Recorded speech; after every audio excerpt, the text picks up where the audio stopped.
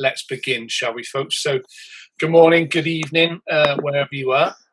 My name, as you know, is Alex Dinham, and the purpose of the call today was just to offer a bit of advice, a bit of insight into how you might go about learning more about the theory of constraints.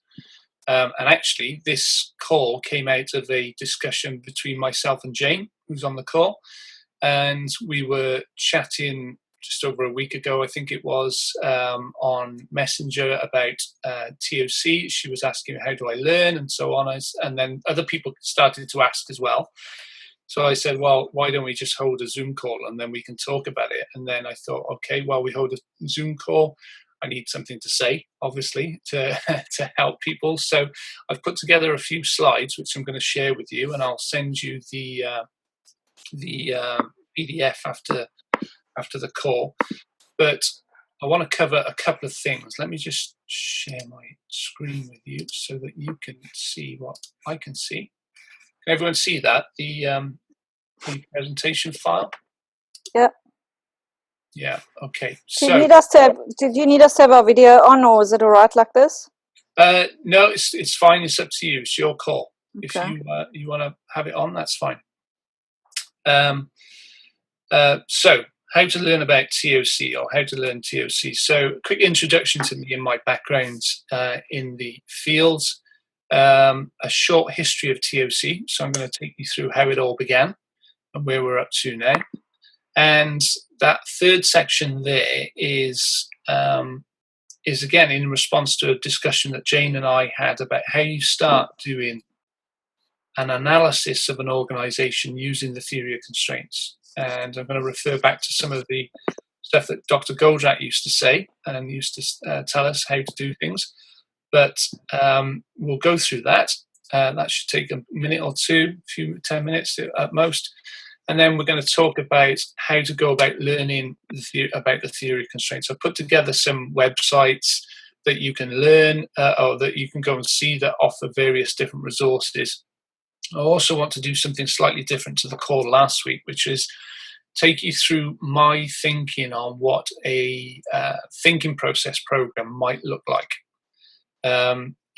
It's not something that's readily available these days, not like it was in the sort of late 90s, early 2000s. There's not too many people out there doing it. It's something that I've taught and used as a consultant and to groups as a teacher. So it's something I'm able to do. But I'll share my thinking with you on that as well. And then just an opportunity for you to ask any questions you've got. More than happy to spend some time chatting about anything you like, really, but specifically TOC related questions.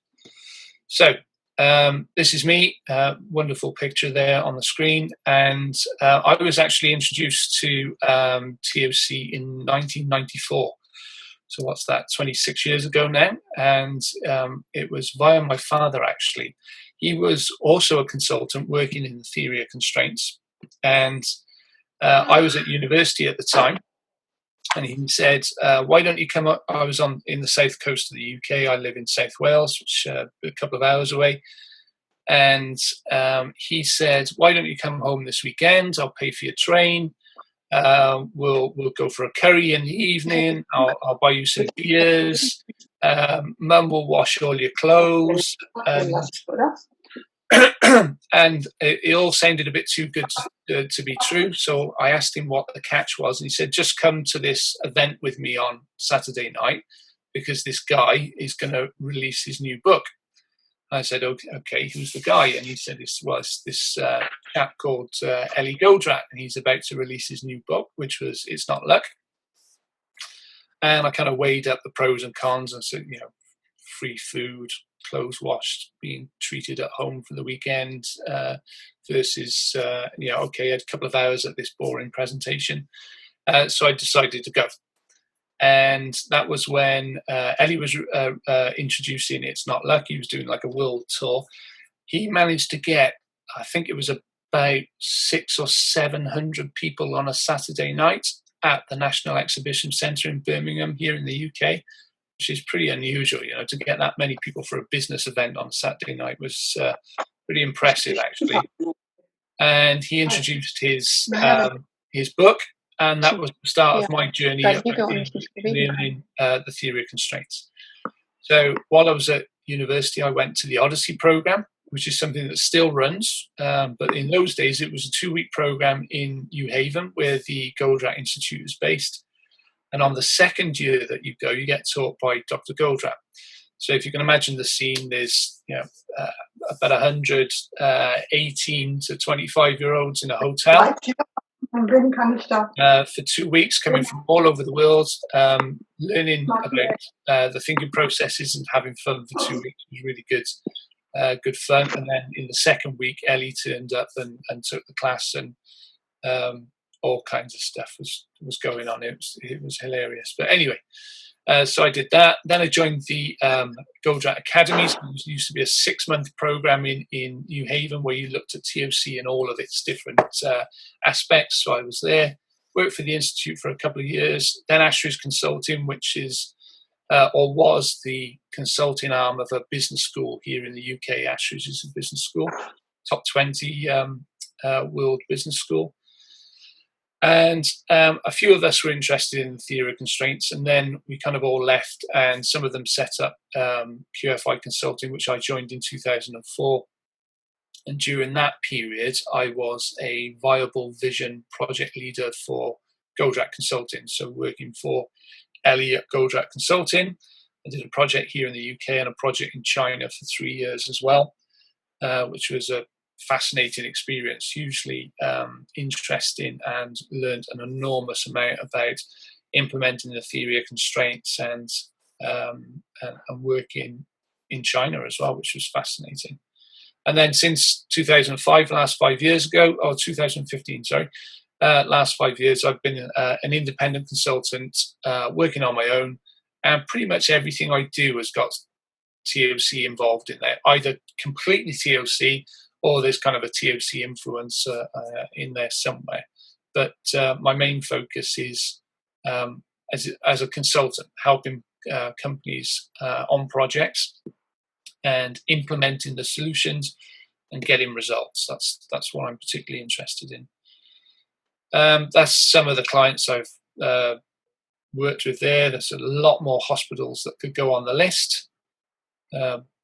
But that gives you a flavour, and then these are the kinds of work areas I work in. So you can see drum buffer rope, or simplified drum buffer rope, and manufacturing improvement is a big part of what I do. Supply chain project management is a big part of what I do. I'm really, really interested in throughput accounting, because it's only when you oh, hang on, guys. We've got somebody trying to get in. For some reason, my mouse disappears when I am sharing the screen. Just bear with me a sec. I just want to let somebody in.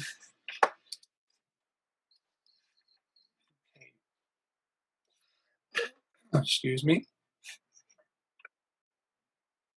Hi, Narinda. We're just in the middle of, or just started the presentation. You haven't missed too much. Good morning. Good morning. How are you? It's been a long time. Thank you. Sorry for being a bit late. That's all right. No problem. Okay, so short history of TOC. Can everyone see the presentation, guys? Yeah? Yep. Okay. I'm going to leave it off full screen mode, if that's okay, because every time I put it onto full screen mode, for some reason on a Mac, my cursor disappears, and it's makes it a bit awkward. Okay, so let's go through this. So TOC was started by Dr. Eliyahu Moshe Goldratt, who was an Israeli physicist. He was born in 1947, just before the end of the British Palestine Mandate. His father became, I think his father had moved to Israel in the 1930s, around that time. And he became an MP in the Knesset, the parliament in Israel. I believe I'm right in saying that he was one of the original signatories of the Israeli constitution. So an influential guy there. Ellie was born a couple of years later in 47, sorry. And then in 1966, he went to university, and I think he had gone early, so I think he went about 16. Now, the rumour is, and I can't get this substantiated, but the rumour is Ellie was reading Plato at 9 years old. So that might give you a little bit of a flavour of the kind of guy he was. And I think it's fair to say he's by far the most intelligent, frighteningly intelligent people I've ever met, and not by a little bit, but by a lot as well. And I've worked with loads of doctors and loads of lawyers and loads of really brilliant people, but none of them hold a candle to him. And he gained his degree in, I think it was physics, in 1966. He then completed an MSD and a PhD in physics. I think it was researching fluid dynamics, or it's what we would call fluid dynamics now. And this was when fluid dynamics was at the really cutting edge of the kind of complexity end of sciences, as it would become known in the 80s. And because of that work, he held various patents in medical devices, drip irrigation, which is obviously something important in Israel, where you're trying to grow crops in deserts and things, temperature sensors and so on. So, and because of that, what happened was that I think he got challenged by a friend to help sort out his friend's factory. In sort of typical Israeli fashion, it was, well, if you're so smart, come and help me sort out my factory. And guess what? He did. And what he did was apply his understanding of fluid dynamics and flow to actually looking at flow through a factory. And he subsequently turned that into some software called optimized production technology. And he developed the software. He founded a company called Opti Israel. And the software sold like hotcakes. I mean, everybody wanted it. So all of the biggest manufacturing companies in Israel were implementing it. And he then later on in 79 opened Creative Output in the US. And I think for a period of time, I think 1 year, Creative Output was the fourth fastest growing company in the US, which you can imagine there's quite a bit of competition for that. But everybody who was manufacturing, General Motors, Ford, GE, Westinghouse, all of the big names at that time, they all implemented Creative Output, the OPT technology. And what happened was, if you look at that little graph there, they all experienced a significant, and when I say significant, I'm talking 30% is typical, 30% increase in output within 6 months. So extraordinarily fast rate of improvement in a relatively short period of time from just the software. Okay, but what they then found was that the vast majority of those companies then plateaued. So they got this huge jump in output, and then they plateaued. And what then happened was alarming, mostly because a lot of those companies then declined quite rapidly, back to, in some cases, a position where they were worse than when they'd started. And only a few managed to improve after the plateau. And as they looked into it, what they found was that the companies that managed to improve were the ones that had understood that sorting out production meant that they then had to turn their focus into sorting out the next problem for the company, what became known as a constraint, right? And they were the ones who went on to improve. The ones who didn't improve had, or declined even, had sorted out production, exposed all of this free capacity. Then there was not enough sales to fill the capacity, so they started to cut the capacity. And that's when output started to nosedive, because they were cutting away all of their protective capacity in the plant. And the inevitable effect was that performance would decline. So this became a real concern for Ellie and his partners at the time. He published a very controversial article in 1980, which I would love to get a hold of a copy of. I haven't, called The Unbalanced Plant, which directly challenged the prevailing wisdom at the time, which is that when you have a manufacturing plant, the job is to try and balance the capacity to make sure that you haven't got any waste and you maintain a certain amount of capacity and so on. And what he was saying, well, no, you've got to balance the flow. And the only way that you can balance the flow is to have uneven capacity. And by uneven, what he means is there is a certain amount of productive capacity, but there is also varying amounts of protective capacity at various points in the process to cater for the inevitable Murphy happening in the manufacturing plant. You know what I mean by Murphy's law? Something will go wrong at the worst time possible. That's Murphy's law, right? So his argument flipped the whole prevailing wisdom on its head. In 82, he opened Creative Output in the UK, and similar success in the UK to the States. You know, really big companies were implementing OPT and getting huge improvement. But what they also noticed, that getting the results was more dependent on the consultants from Creative Output. More and more of the problems that they were running into were a direct challenge to the prevailing wisdom or the prevailing processes and assumptions that were built into the manufacturing systems and the management decision-making systems that sat around them. And this was becoming, so this green curve, as Ellie called it, was becoming more and more pronounced. So in 83, he introduced some training called the Executive Video Course from the OPT. I remember actually seeing these videos in my father's study and thinking I must watch those. So I'm going to go over there when the lockdown ends, and I'm going to go rooting around in his attic, and I'm going to see if I can find whether he's still got these videos or not, and maybe get them transcribed onto a video, onto a computer format that can be used. I don't know whether Creative Output still exists in the UK, but we'll see. And the Executive Video Course was about understanding the implications of moving to a flow-based paradigm in manufacturing as opposed to a cost-based paradigm. And taking that a bit further, in 83, he did a presentation to APIX in the US, and he presented a paper that was called Cost Accounting, Public Enemy Number One of Productivity, which was hugely controversial. I mean, half of the room loved it, half of the room hated it. There was a huge argument, and Eddie wrote in one of his later articles that it was an unfair fight. He said, I had the logic, they were less than 300, I think it was. It's just kind of his attitude to these things. Unless you had a really strong logical argument, you weren't going to get anywhere with him.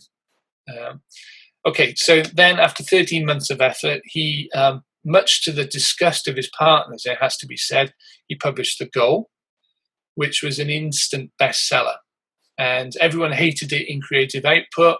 Everyone outside Creative Output loved it. I'm guessing that most people here have read The Goal. You know what it's like. It's a novel, it's a page turner, and he introduces the concepts of the theory of constraints through a story, which was a novel, and it was a very novel idea to do it that way at the time. And even to this day, this book is selling and selling and selling. And I can remember being in Hong Kong with Ellie in, I think it was 2005. He's had a day of meetings with prospective clients, which I'd sat in on and watched through the day. And we were talking about the goal. And sometimes he liked to boast a little bit. And he said, every month, $80,000 every month in royalties from that one book. And that was 20 years after it was published, and it was still selling. And I think I heard recently that The Goal is required reading for senior management at Amazon. It's on Jeff Bezos's reading list, and he requires all of his senior managers. He's got like a reading list that he requires them to read all of the books on, but The Goal is one of them. Okay, so that was that. That his partners in OPT hated it, but it was a bestseller. And then he developed another book called The Race with Bob Fox. And The Race is an interesting book. It's got a slide on one side and it's got some prose on the other side. And the prose obviously explains what's on the slide. Came from a presentation, but it expands on the ideas and the goal in relation to manufacturing. It's kind of a polemic as well that says, if we don't get this sorted out, our standard of living is going to suffer as a result, which is why he wrote it. Because of the problems that they were noticing with the green curve, he tried to move creative output away from software company, not making software, and towards consulting. This went down extremely badly with his other shareholders, and he was kicked out. And he was kicked out, and he started the Abraham Y. Goldratt Institute, which is named after his father. And the goal of the institute was to create and disseminate knowledge that gets results. That was the purpose. And he called the new body of knowledge that was emerging the theory of constraint. Very scientific sort of approach to it, but that's what he called it. And he also began the development of the thinking process. So if you think what's going on in his head, so he's come up with a solution from his work in physics to manufacturing flow. Around about this period, it was also going into supply chain. He did a really big project with, who was it? I think it was Chrysler in the US. I remember reading the internal management documents of the Goldratt Institute where they discussed this project that he was going to do for General Motors. It was one of their what's the prestigious or luxury American car brand that we Europeans would think were rather bad, but they thought were amazing. I can't remember. Whatever that brand is. Cadillac? Sorry? Cadillac? Cadillac. That's it. Thank you, Narinder. Cadillac, yeah. So he did this supply chain project for Cadillac. And you could basically order any Cadillac you wanted. And wherever you were in the States within 48 hours, you had that car with all of the options and in the right color and so on. So pretty fascinating. So he'd done production. He was doing a supply chain. Statoil from Norway approached him about project management slightly later than this. But the real issue he was noticing was the management's ability to analyze the situation and understand the assumptions that they had made that were invalid. So he started to develop the thinking processes, that's what it's all about. And he launched the Jonah Program, as it was called, because Jonah is a character in the goal, as you probably know. Jonah is really irritating because he doesn't give Alex any answers, Alex Rogo. All he does is ask questions and forces Alex to think for himself. So the name of the program is the Jonah Program, and it's about how do I go about analysing and asking the right questions to understand how to change the situation and improve it. And as a way of trying to draw a line under production, he wrote something called the Haystack Syndrome, which is a fascinating book, but it is not where you start if you're interested in learning about theory of constraints. I cannot stress that enough. It is not the beginner's book, so don't go there. And what he basically wrote in Haystack Syndrome was the beginnings of throughput accounting and about challenging the assumptions that are in our management accounting systems that influence the way that we think and which are extremely pervasive. And also then to say, okay, if you're going to write a piece of scheduling software, this is how you do it for the theory of constraints.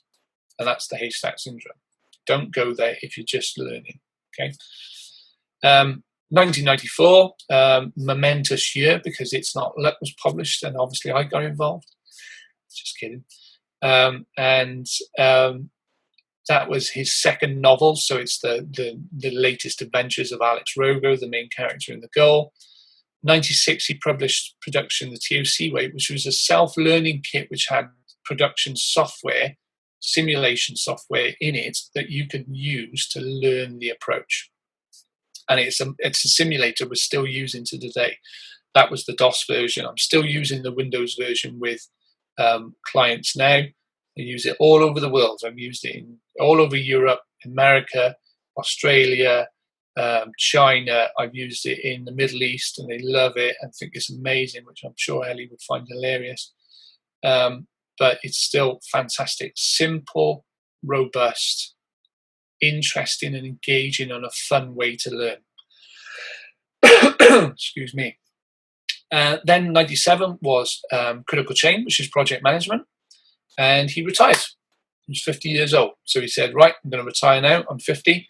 And all retirement meant was that he could do more of the stuff that he was really interested in. So he wrote more books, Necessary but Not Sufficient, which was around about the millennium bug time, and started to talk about how innovation and technology should work if it's really going to bring benefits and if it's really going to get adoption.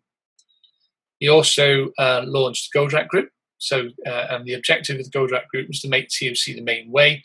So there was marketing, which was the books and so on, learning programs, and then consulting to do projects, and then schools to teach people how to use and understand the theory of constraints.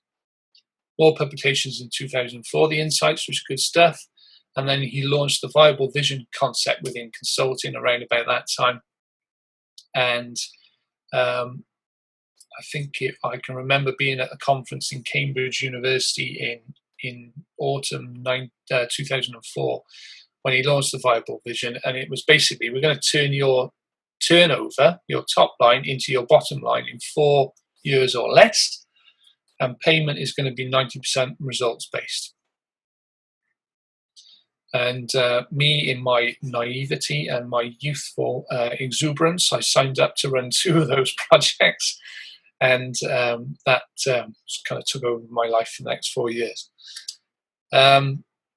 So 2005, traveling the world in the Viable Vision projects, started to write something called the Strategy and Tactics Trees, which are a fantastic resource for understanding how to implement various aspects of the theory of constraints. I'll tell you how to look at those later on. But basically what was happening was that there were 20 or 30 of these viable vision projects going on across the world. And I mean, there was some in China, I was working on one, there was some in Europe, there was some in India, there was some in Brazil and America. And only 1 or 2 of them were getting the kind of results that he wanted to achieve in the kind of time that he wanted to do it. And what he realized was that he needed to be much more explicit about the steps that you take in order to get the kind of results that he wanted to see. And I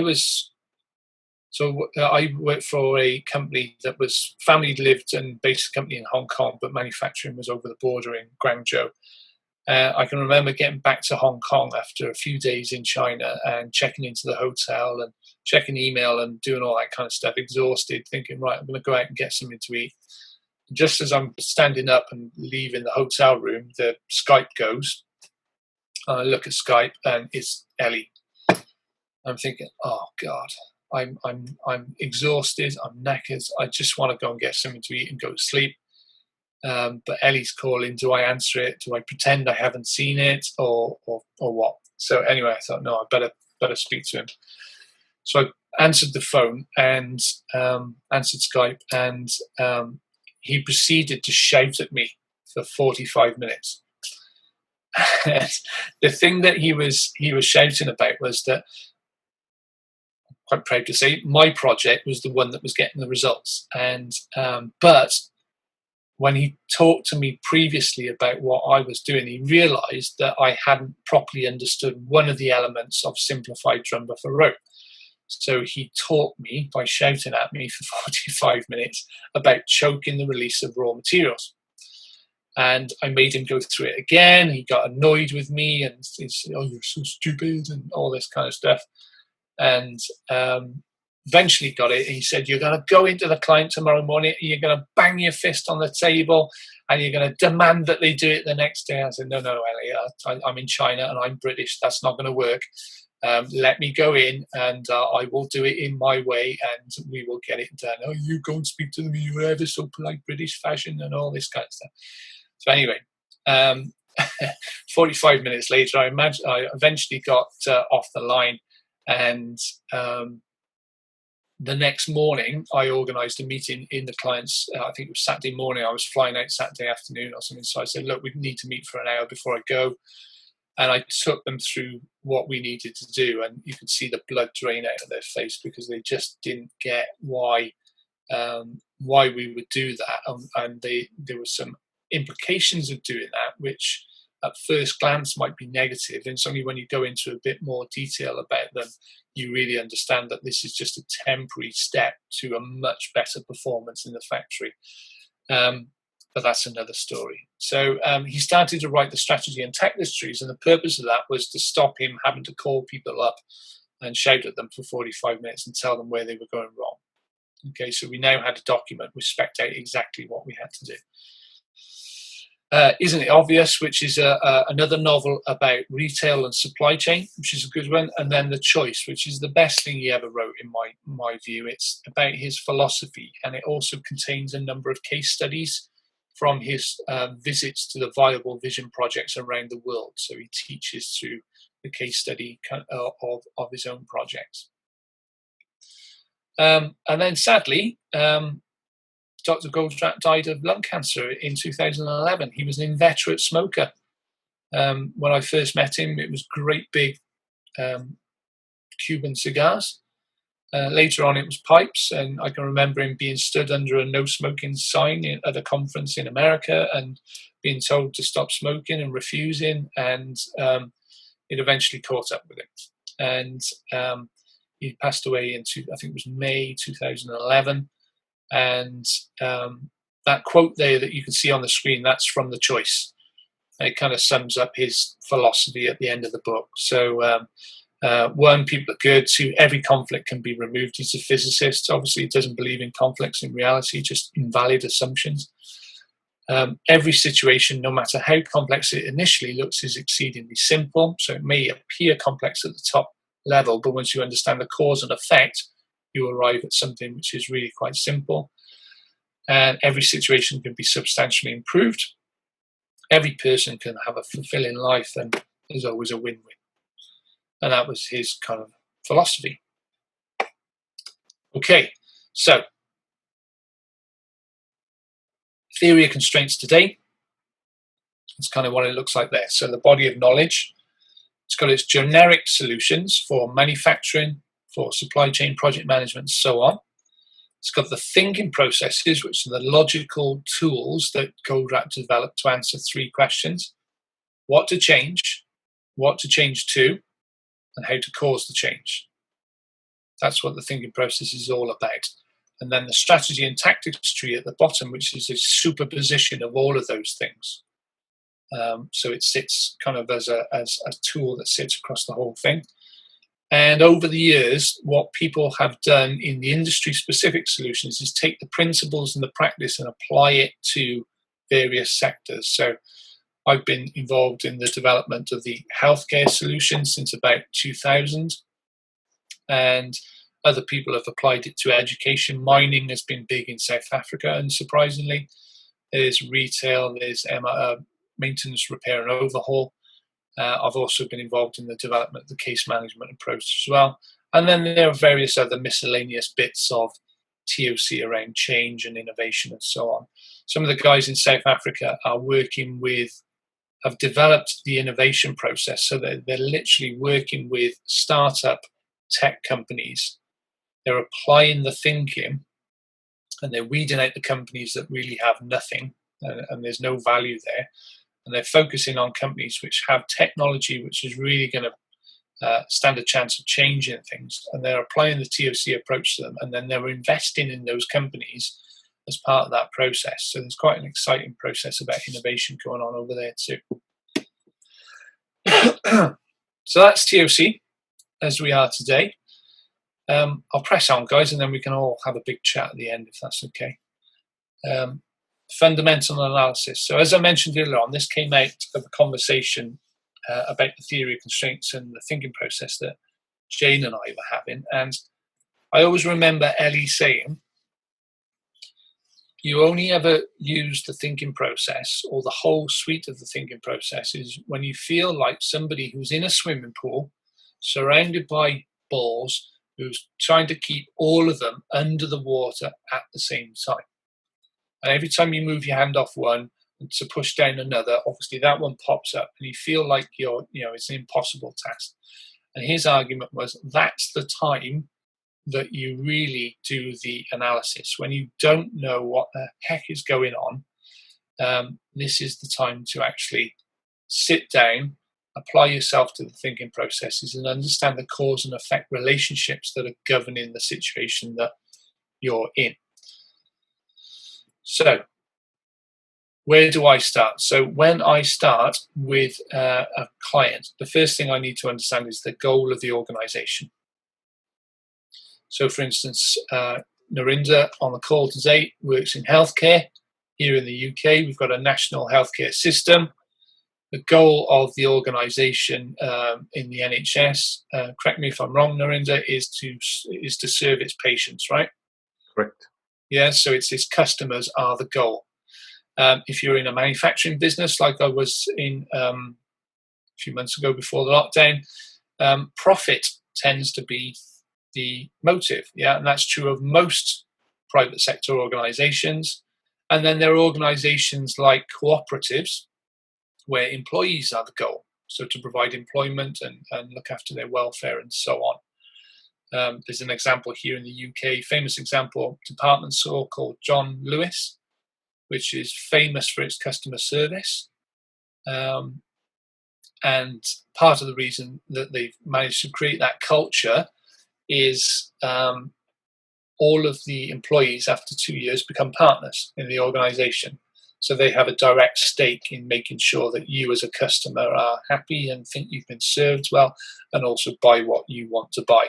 So you literally can't move in a John Lewis store at times without somebody approaching you and saying, can I help? Is there anything I can help you with? And can I find you what you're looking for? And so on, yeah? And Goldratt's argument was that all three of those are perfectly legitimate, but whichever one you choose, the other two become necessary conditions to achieving it long term.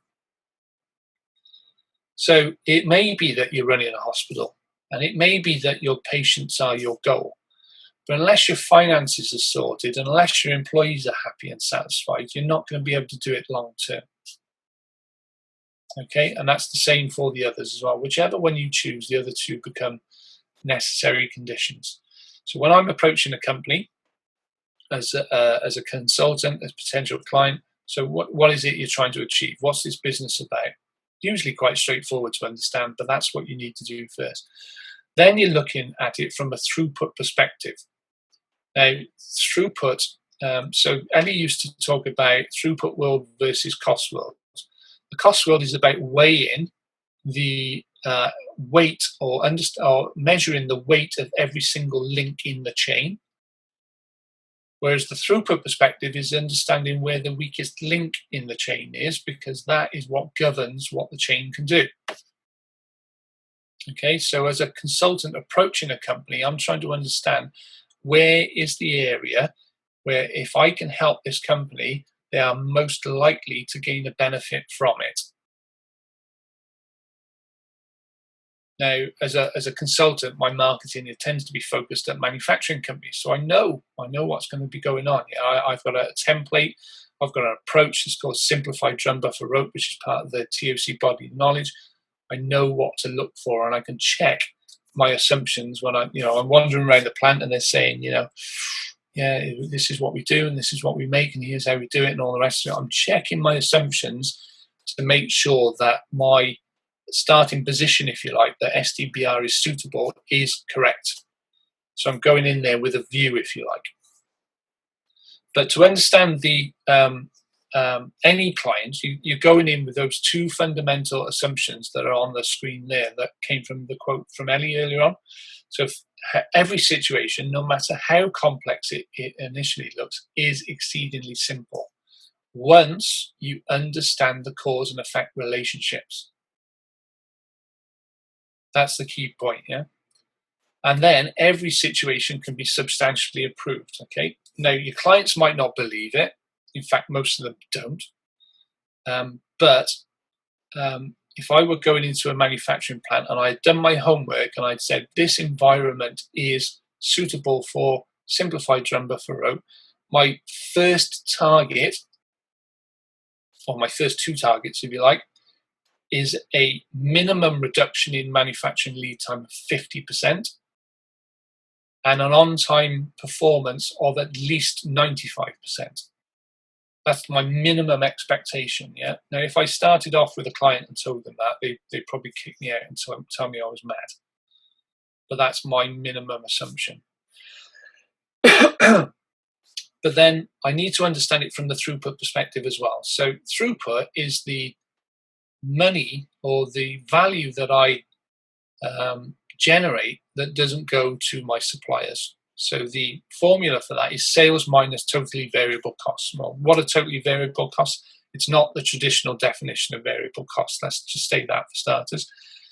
It's all of the money that doesn't immediately go out to my suppliers. So if I'm in a factory and I'm making some kind of, let's say, lawn mowers, I'm buying in certain things, plastic housing, metal handles, tubes, electronics, blades, all that kind of stuff. Maybe I'm making some of it, so I'm buying raw material, I'm buying steel or whatever it is. I'm cutting it, I'm bending it, I'm forming it, I'm doing whatever. Throughput is what I sell my product for minus the money that I pay to my suppliers. Okay, so it's my raw material cost. It might be distribution costs in there if they vary with the volume of production as well. But it's anything that totally varies with the volume of production is a TVC or a totally variable cost. Okay, it does not include people generally. Okay, if you're using subcontractors, it might do, because you wouldn't be using them if you didn't have the work, so they vary with production. But generally, people are paid according to a salary in the Western world, so they are an operating expense because they get the same salary pretty much every month. They are essentially a fixed cost. So that is not in your throughput calculation. Now, from a standard costing approach, you would be looking at cost of goods sold, and within there, you would have direct labor. Okay, so it's different, two different things. Then my net profit is my throughput minus everything else. Okay, so I've got my totally variable costs, operating expenses, everything else. So that's the salaries of the people, it's the rent of the building, it's my utilities, it's my insurance, it's my IT, my HR, my finance, my marketing, blah, blah, blah. All that kind of stuff is in OE. And what I'm trying to understand is, what are the ratios? So if you take a Western manufacturing company, what you tend to find is that totally variable costs are around about 30% of sales, typically.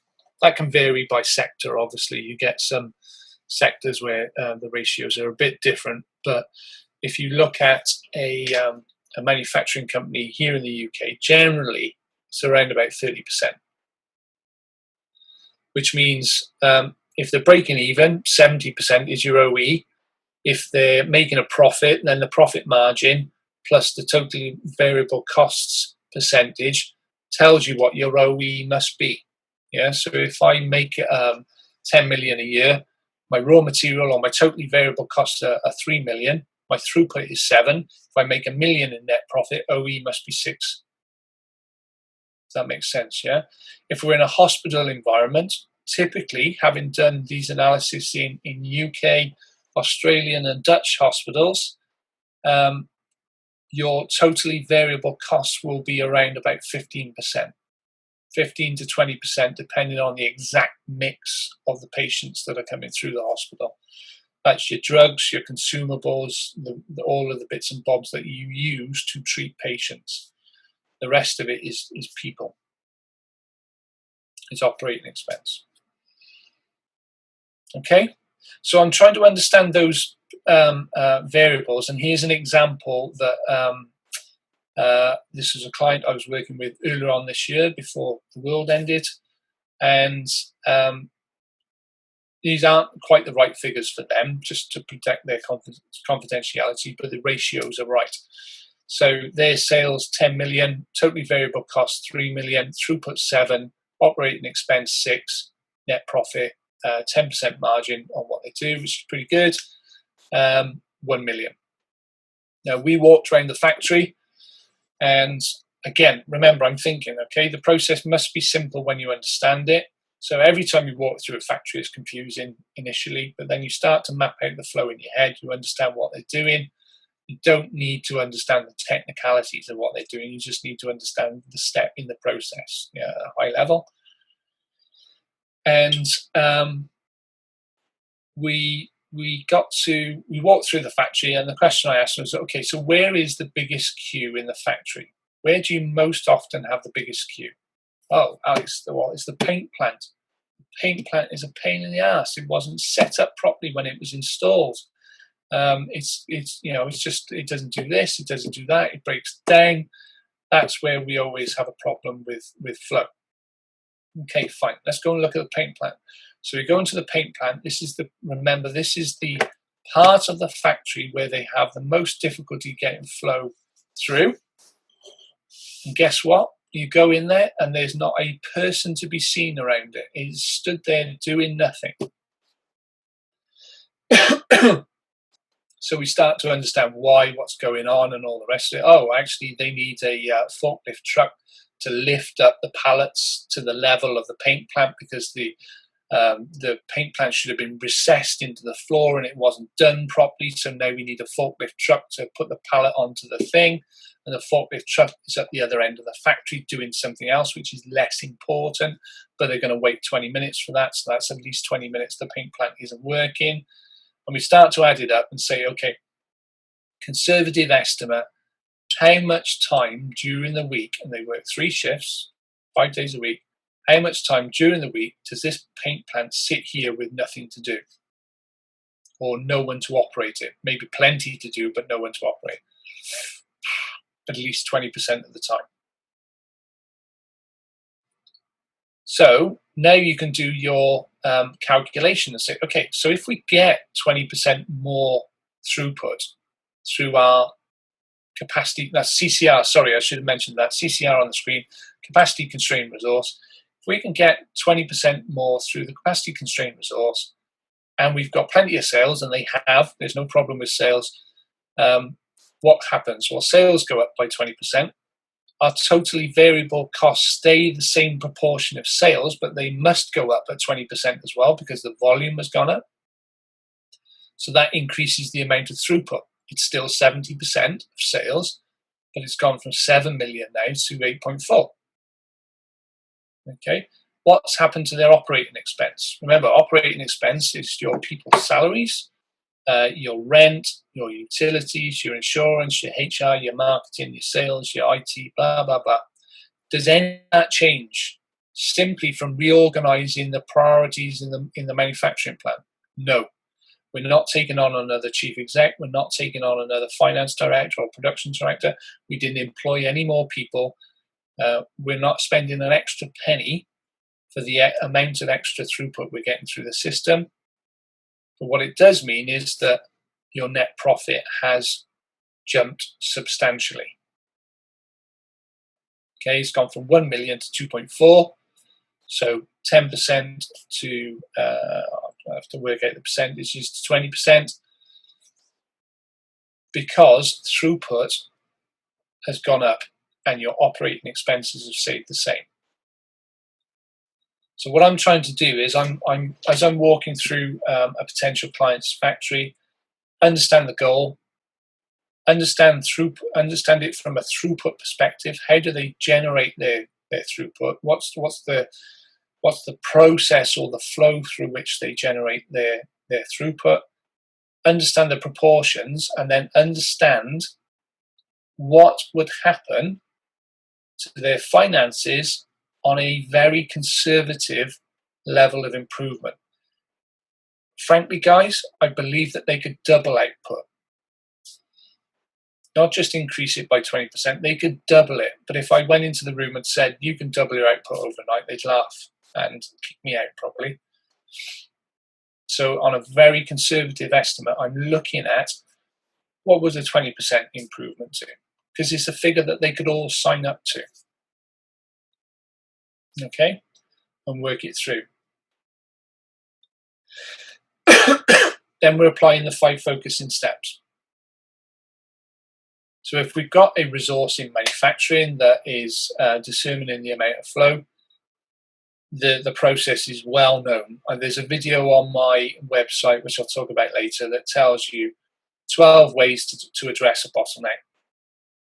Go and watch it. I'll give you the reference and so on. But really, really easy process. I was in another factory about a year and a half ago. Just prior to me meeting with them, it was the first meeting, they'd ordered another machine at a cost of £100,000. And we started to talk, we got into it, we understood where the constraint of flow was in their factory. It was a cut-in process. They already had 3 machines and they just ordered a 4th. And when we did the analysis, according to the process that we've just done, we realized that at least 35% of the working week, those 3 machines weren't working. Okay, we applied the 5 focusing steps. We came up with some simple rules for what they needed to change in order to get the cutting machines working more often. And at the end of the 1 hour meeting, they cancelled the order for the £100,000 machine. The return on the investment on my consulting fee for that meeting was obscene. I should have charged them a lot more, but never mind. And, okay, so 5 focus steps, and there's normally a template to follow. There's not much that's new under the sun these days, unfortunately. So I'm looking into the body of knowledge and asking myself, has someone already cracked this? Because if there is, what's the point in reinventing the wheel, right? I can go and take something that's already been done, already been worked on, and deploy that as the basis of my solution. Now, I happen to love manufacturing. I'm a factory kind of guy. I love it. There's nothing like seeing a raw material turned into a finished product. So I tend to focus on manufacturing, production, and operations.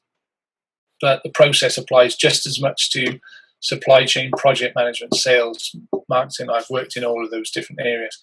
One manufacturing company I worked with, they had a big engineering department, and we deployed multi-project critical chain using the strategy and tactics trees to guide our implementation. They had a 700% improvement or in output of completed development projects in 1 year. So it's kind of, gives you an idea of the power of some of this stuff. And it's not, just to be clear, it's not me. It's the approach and just applying it properly. Okay. So that's where we are. So let's just recap quickly. So introduction to me, history of TOC, where we're up to today, and then a little bit on how I go about deploying the fundamental approach, if you like, to analysing with the theory of constraints. Okay, and this is what Goldratt was doing on the Viable Vision project. So he wasn't saying just 20%. His whole mindset was, how do I turn the 10 million of sales into 10 million of net profit? And what are the changes that I have to make in order to grow the company by that amount? So he was going on a lot further than I go on with my clients. Okay, so how to learn about TOC. As I said, it's not like the old days when there were loads of courses and all the rest of it. First thing you can do is go to my website. There's a link on my website called the Throughput Academy. And what I've started to do there is put videos of me talking about various aspects of TOCs. So there's efficient and productive is a bit of a critique of conventional management. And it starts to look at conventional management of manufacturing processes, I should say. And it looks at things like the efficiency syndrome, economic order quantities, minimum order quantities, and saving setups, which are all supposed to make you more efficient, but actually have the opposite effect and make you more unproductive. So that explains that. Then there's a course in there called On Time in Half the Time, which is a complete free course on implementing simplified drum buffer rope. It's there. There's about how many modules and units? Can't remember, but there's a lot. It's all there. It's all explained on the website. So go and have a look if you're interested in that. And then what I've started to do is the beginnings of a course on throughput accounting, because the impact of understanding the throughput accounting approach is profound, and it is the biggest constraint. Now, remember Goldratt made the video series in 81 or 2, whenever it was, which explained the implications of implementing the OPT software. I remember the green curve. I remember that he left the software company and started the institute. Our management paradigm is informed by a cost accounting approach. Whether we've been trained in it formally or we've picked it up implicitly, it's still everywhere, in my experience. It's informed by an approach that was created over 200 years ago. And that approach, the assumptions on which it's based, stopped being valid about 100 years ago, and yet we're still using it. Now, if you can show me another technology that we're using that's 200 years old and still getting the best answer, I'd be interested to see it. Yet we are still, in organizations across the world, using a technology which is 100 years out of date, and it's given us the wrong answer. It's not a case of not being the optimal answer. It's actually giving us the wrong answer and making us go in the wrong direction to where we should be going. So you think you're doing the right thing to make more profit, and you make less profit. You think you're doing the right thing in investing, but actually you never get your money back. You think you're doing the right thing in outsourcing production of various things, and actually all you're doing is making yourself less profitable and less sustainable for the future. That's what throughput accounting is about. So start of course there, and here are some key learning resources. So I've mentioned the Throughput Academy, Goldratt Marketing, so videos, articles, books. There is paid membership, but there's also unpaid membership, so there's free stuff there you can use to start as well. It's a really good resource. There's lots of stuff to go through there. Harmony is, you can see the website there. It's got the S&T library, the strategy and tactics tree. So if you sign up, you can get a free membership there. You can start to read the S&T libraries. They're incredibly dry. So, have plenty of coffee and snacks and things like that while you're reading them. But there is a lot in there in terms of how you implement the various different generic approaches to TOC. I still use them with my clients 14 years after they were written or whatever it was. And then there's TOC ICO, the International Certification Organization. I was a founding member of this. I'm no longer a member, but you can do webinars, you can pay for membership, you can get qualifications and so on. There's the Goldratt Institute still going, a lot smaller than it was back in the day, but they do courses and case studies and things like that on their website. Go and have a look there. A real growth area in TOC, this is a subsection of the manufacturing body of knowledge, is Chad Smith and Carol Patak's Demand Driven Institute, where they've developed an additional piece of understanding of how you need to use your MRP and ERP software in a TOC way in manufacturing. Website's quite rich. There's quite a lot of stuff on there. You can do online courses. You can do in-person courses. You can book there. They've got videos. They've got case studies. They've got articles. There's some good stuff there. Chad and Carol are great. So they're well worth looking at. Okay, So that's that. Out of the conversations I've had over the past few weeks, one thing I'm thinking about, I'm going to give you advanced sight of something now that's going to come out next week. It's a post I'm going to put out next week about a thinking process program for that I run, and it's about teaching you the thinking processes. And this is kind of this is the marketing blurb, if you like. This is the post. But if you think about the thinking processes, what they're designed to do is to equip you with a process that you can apply to a variety of situations. But predominantly, you can say, what do I need to change? What do I need to change to? So what's the now? What's the future? And how do I cause the change between the two? So what's the bridge between both of them? And it's about being able to look at a complex situation and understand the cause and effect relationships to get down to the inherent simplicity of the situation and understand, well, if I can affect that, I change everything. Excuse me. And so for those of us like myself, I was introduced to the TP in '94, and then '95. I had a week with Kathy Austin teaching the TP at the Odyssey program, and then the second week was with Ellie himself.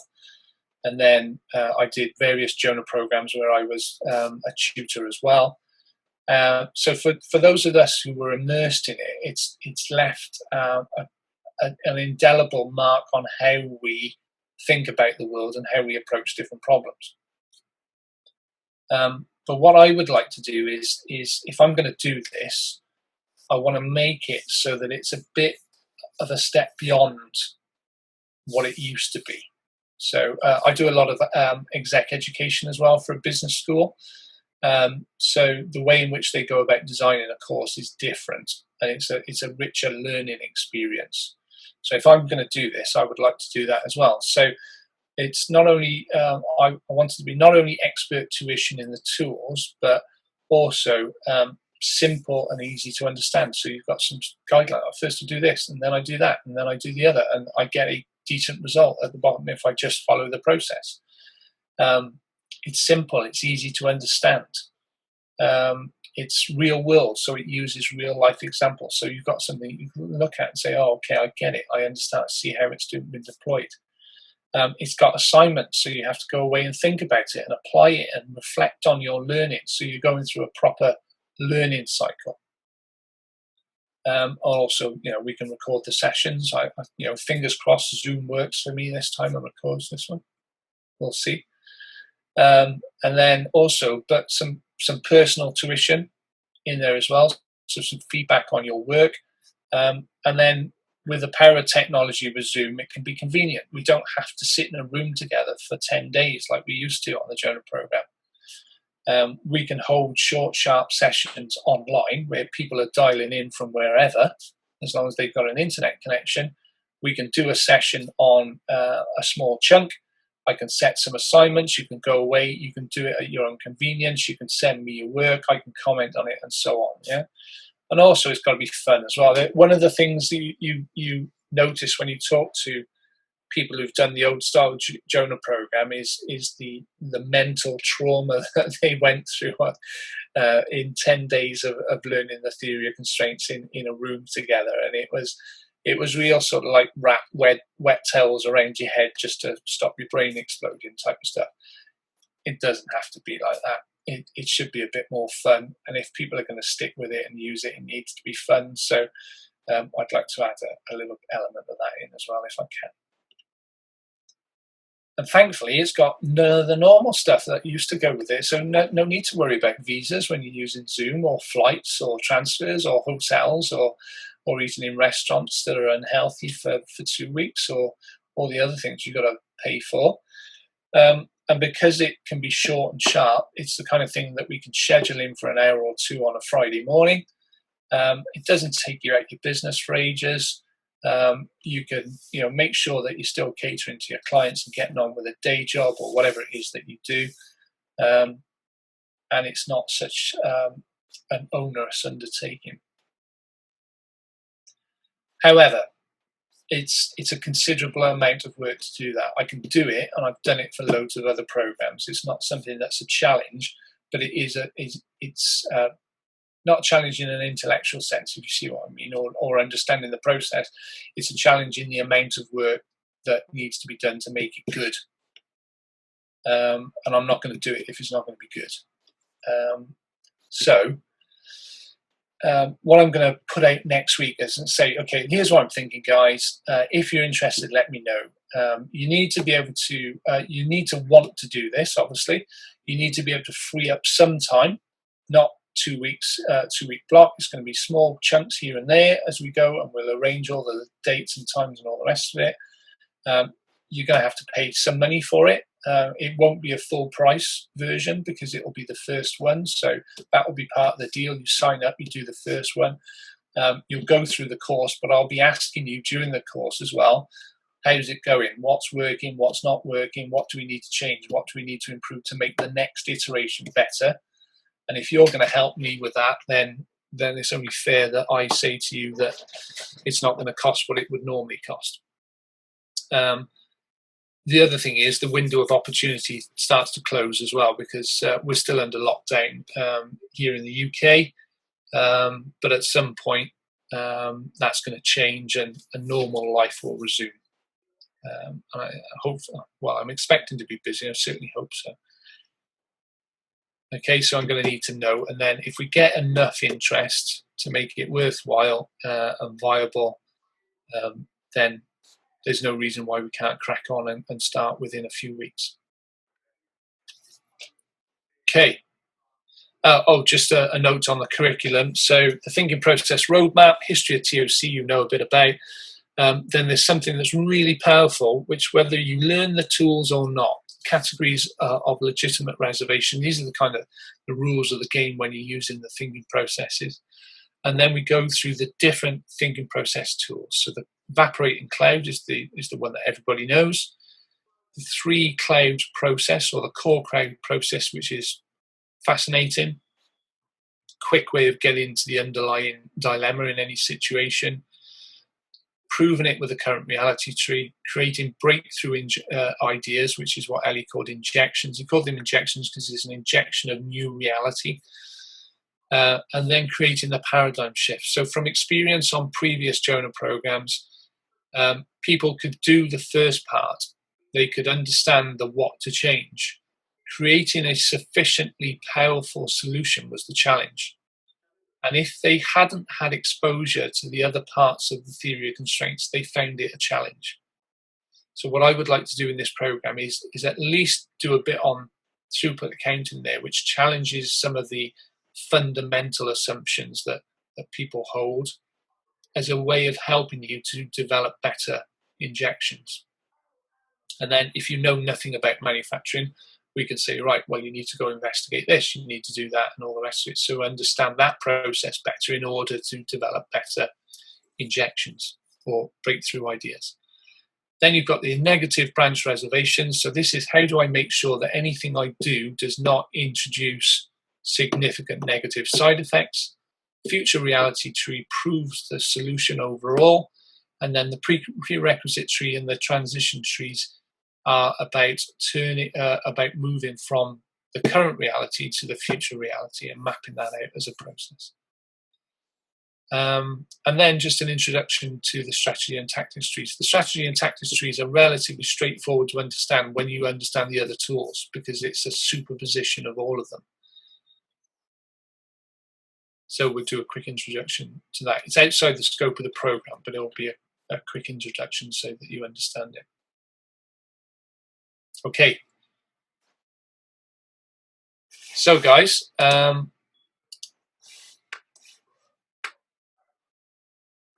over to you.